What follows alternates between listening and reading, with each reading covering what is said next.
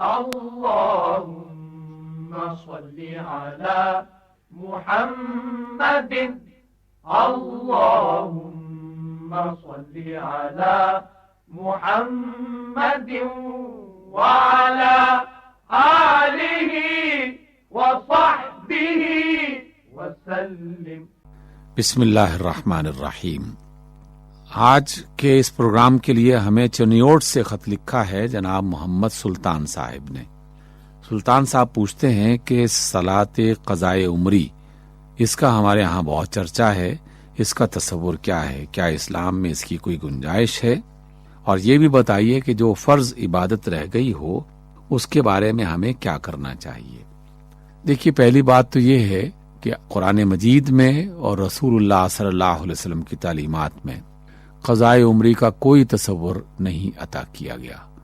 یہ نہیں بتایا گیا کہ فلاں طریقے سے فلاں نماز پڑھو گے یا اتنی رکعتیں پڑھو گے اور ان رکعتوں میں اتنی تسبیحات پڑھو گے تو تمہاری زندگی کی تمام نمازیں ادا ہو جائیں گی۔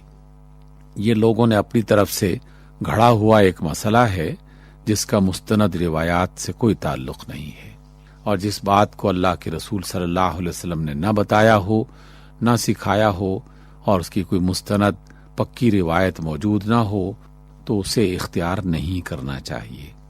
البتہ یہ حقیقت ہے کہ انسان کمزوریوں کا شکار ہے، کئی موقعوں پر اس سے اس طرح کی عبادت رہ جاتی ہے، حالانکہ یہ آپ صلی اللہ علیہ وسلم کے زمانے میں اور اس کے بعد بھی ایک طویل زمانے میں کوئی مسلمان اس بات کا تصور بھی نہیں کر سکتا تھا کہ اس کی کوئی نماز رہ جائے گی، اور اگر کسی حادثے کی بنیاد پر یا کسی ایمرجنسی کی بنیاد پر اس کی نماز رہ جائے تو فوراً اگلے وقت میں اگلی نماز کا وقت آنے کے بعد یا آتے ہی فوراً وہ اپنی پچھلی نماز ادا کرنے کی کوشش کیا کرتا تھا۔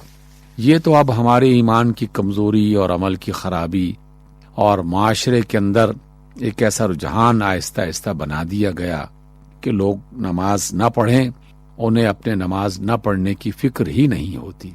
یقیناً ایک غلط رجحان ہے، اللہ تعالیٰ کی بغاوت اور شیطان کے راستے پر لوگوں نے چلنا آسان بنا دیا ہے، حالانکہ ہونا چاہیے یہ تھا کہ نماز چھوڑنا مشکل ہوتا اور نماز ادا کرنا لوگوں کے لیے آسان ہوتا۔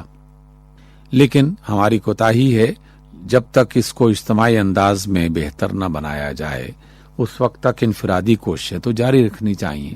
تو سب سے پہلی بات یہ جان لیجئے کہ نماز اللہ تعالیٰ کی طرف سے ایک ایسا کام ہمیں عطا کیا گیا جسے اللہ نے فرض قرار دیا ہے، کمپلسری، اس میں کوئی آپشن نہیں ہے۔ آدمی سفر پہ ہے، بیمار ہے، حالت جنگ ہے، انتہائی خوف کے عالم میں ہے، زلزلہ آ رہا ہے، طوفان مچے ہوئے ہیں، نماز کو مختصر تو کیا جا سکتا ہے، نماز کو تیمم کے ساتھ تو ادا کیا جا سکتا ہے، بیٹھ کے لیٹ کے اشاروں سے تو پڑھا جا سکتا ہے، لیکن یہ نہیں ہو سکتا کہ نماز ادا ہی نہ کی جائے۔ یہ فریضہ کسی عالم نے نہیں لگایا، کسی مفتی نے جو ہے وہ لاگو نہیں کیا، یہ قانون اللہ کا ہے اور یہ اللہ تعالیٰ کا حکم ہے۔ اگر ہم واقعی اللہ کو اپنا رب مانتے ہیں اور محمد رسول اللہ صلی اللہ علیہ وسلم پر ہمیں یقین ہے اور آپ کی نبوت اور رسالت پر ہم ایمان رکھتے ہیں، تو پھر اللہ اور اس کے رسول کا یہ حکم ہے، نماز کو کسی صورت میں نہیں چھوڑنا چاہیے۔ جو نمازیں رہ جائیں اس کے بارے میں دو کام کرنے چاہیے۔ پہلا کام یہ ہے کہ اللہ تعالیٰ سے استغفار کیا جائے، اللہ سے اس بات کا اظہار کیا جائے، اور وہ جانتا ہے لیکن جاننے کے باوجود بھی وہ ہم سے سننا پسند کرتا ہے کہ اللہ غلطی ہو گئی، کمزوریوں کا شکار ہیں ہم، کوتاہی ہو گئی تو ہمیں معاف فرما دے، اور جتنی نمازیں مجھ سے رہ گئی ہیں میں اپنی بساط کے مطابق، اپنی طاقت کے مطابق انہیں ادا کرنے کی کوشش کرتا رہوں گا۔ تو سب سے بنیادی کام ہے استغفار کرنا، توبہ کرنا، اللہ تعالیٰ سے معافی مانگنا، اور دوسرا آپ جتنا ممکن ہو سکے اپنی ایک نماز کے ساتھ ایک نماز اور قضا کے طور پر ادا کر لیا کریں۔ جیسے آپ نے ظہر کی نماز ادا کی ہے تو اس میں جو ظہر کی نماز آپ کی قضا ہو گئی تو اس کے 4 فرض بھی ادا کر لیں. مغرب کی نماز ادا کی ہے تو جو مغرب کی نماز قضا ہو چکی ہے اس کے 3 فرض پڑھ لیں. اس طرح جو نماز بھی آپ کی قضا ہوئی وہ اس نماز کے ساتھ ایک اضافی نماز کے طور پر پہلے اپنے وقت کی نماز ادا کریں اور اس کے بعد پھر جو قضا نماز ہے اس کے فرائض ادا کر لیں. بس یہی قضائے عمری کا بنیادی طریقہ ہے، یعنی توبہ اور استغفار اور اس کے بعد کسی نہ کسی حد تک نمازوں کو ادا کرنے کا اہتمام. تو اس اعتبار سے جو بھی فرض رہ گیا ہو جس کو پورا کرنا لازمی تھا، صلاحیت بھی تھی اور اس کے پاس طاقت بھی تھی اور کسی وجہ سے وہ نماز ادا نہیں کر سکا، تو اس کے جو طریقے میں نے آپ کو بتائے ہیں ان میں سے ان طریقوں کو اختیار کیا جا سکتا ہے.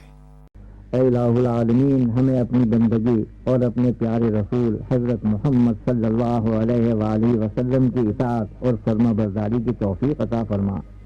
اے الہ العالمین، آپ نے اپنے بارے میں کہا عفو تحب العفو، کہ آپ درگزر کرنے والے ہیں، معاف کرنے والے ہیں.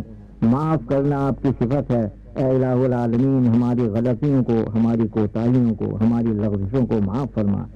اے الہ العالمین، آج ہم جن مشکلات میں گھرے ہوئے ہیں، تمام دنیا کے مسلمان جن مصائب کے شکار ہیں، ہمیں ان مصائب سے، ان مشکلات سے نجات عطا فرما.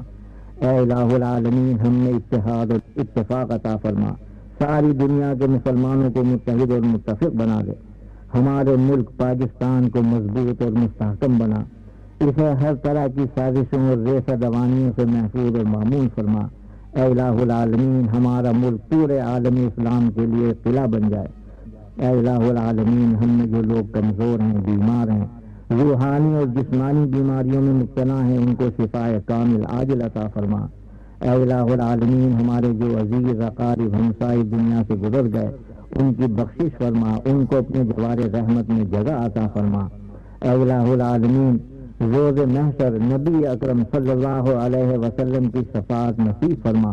جب اس دنیا سے رخصت ہوں تو تیری اور تیرے رسول صلی اللہ علیہ وسلم کی محبت کے ساتھ رخصت ہوں. آمین یا رب العالمین.